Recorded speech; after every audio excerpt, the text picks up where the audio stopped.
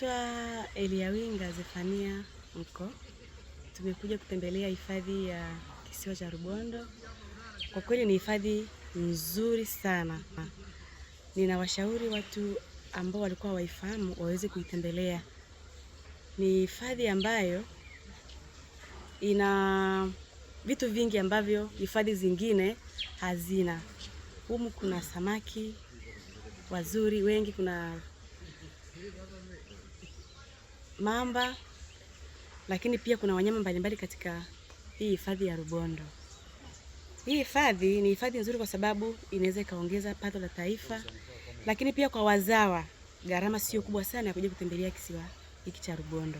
Kwa hiyo mzawa Mtanzania, karibu utembelee kisiwa hiki. Gharama ambazo tunatozwa sisi hatuwezi kufananishwa na zile za wageni.